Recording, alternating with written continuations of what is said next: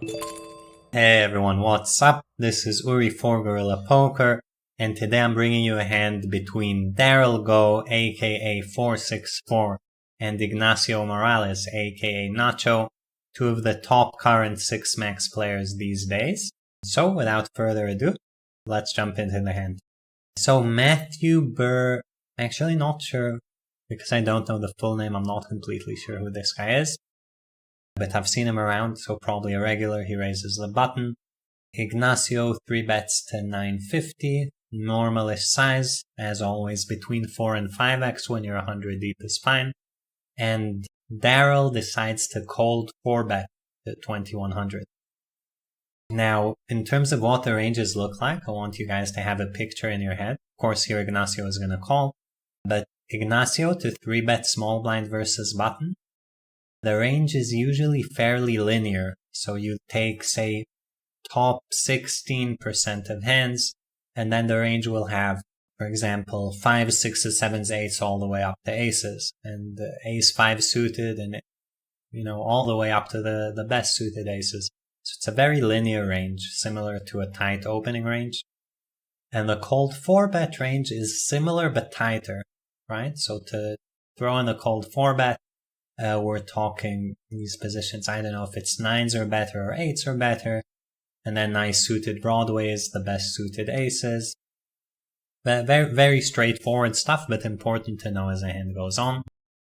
So flop ace 10 5 two-tone, very, very good flop for the cold 4-better, and always keep in mind that whenever ace king hits, the guy who made the 4-bet is going to be way, way ahead. So Ignacio checks, Daryl bets 1/4 pot, and Ignacio throws in a check raise to 3000. In terms of hands, here Daryl by betting 1/4 pot is probably betting close to his full range, not his entire range, which I guess he gets to. And the idea of making this really small is that even though, sure, ace king hit, you're also going to have kings, queens, and jacks, and you kind of want to disguise these hands, camouflage them among the rest of your hands. So if you were to just bet ace king, ace queen, and check kings, queens, jacks, you'd kind of be in trouble there if your opponent figured out what's up. So very often people just bet everything small and then split up the ranges later. Ignacio check raising generally has to have pocket kings beat for value. That's the threshold. You don't actually have to have ace king beat in a cold 4-bet pot, since that's rather difficult. So you can actually check raise this even with ace queen, ace jack, where you're not really going to get it in way ahead, but it's just the best way to play the hand. So Ignacio check raises, Daryl calls, turn 3 of diamonds, flush comes in. Now, in terms of hand reading, you have to ask yourself, is this a big deal or not? Which flushes can Daryl have?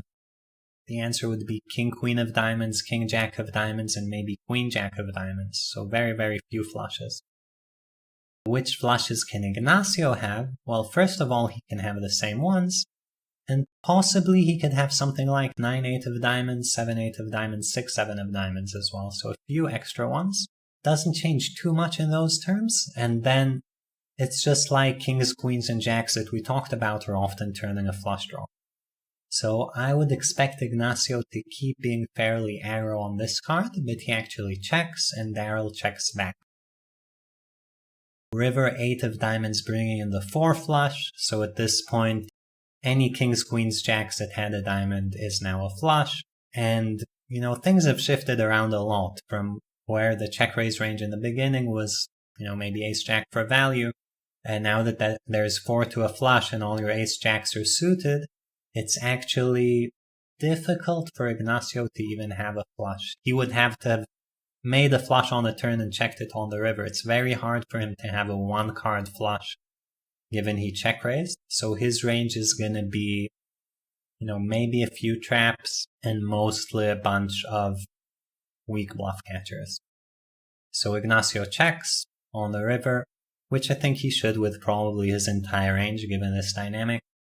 Ignacio fires out a healthy sized bet, which he should do with any high flush. And Ignacio calls, and we see a showdown. Ignacio has 5s with a diamond, So to break down, pre-flop 3-bet is fine. Call the 4-bet is fine because it's kind of small. Check raise with a set. Perfectly reasonable. Check the turn as a trap. I mean, it's okay, you do it sometimes. Personally, I don't think this is really the turn to slow down. I'd probably have just kept firing. And then when you get to the river with 5s with a diamond, you could make a case for throwing in a value bet, but check is perfectly reasonable. I'm not sure if the hand is strong enough to value bet or not. It feels kind of borderline. And then once you check in your opponent's bets, this is, barring some insane read, this is probably the best hand you can have. So I would go ahead and flick in a call. Daryl, on the other hand, pre-flop makes sense, flop makes sense, peeling the check raise. Marginal, it's probably okay, but very close. And then he waits to the river to bluff, which I think is perfectly fine. You bluff this on the turn sometimes, and if not, probably on the river. So I think overall, kind of nicely played hand by both players. Hopefully this breakdown helps you guys understand what's going on. I know people in the chat like to say this is like a $5 buy-in hand, where you see the, cold 4-bet and suddenly 5s is check calling with a 4 to a flush board, and this guy shows up with this random hand. But everything here kind of makes sense. I don't think you can really fault either guy for the way he played, and the hand in a way kind of plays itself, which is surprising to say when you see the showdown. Yeah, I think that's it for this one. Hope you guys enjoyed the video. Please like and subscribe to the channel, and I'll see you next time.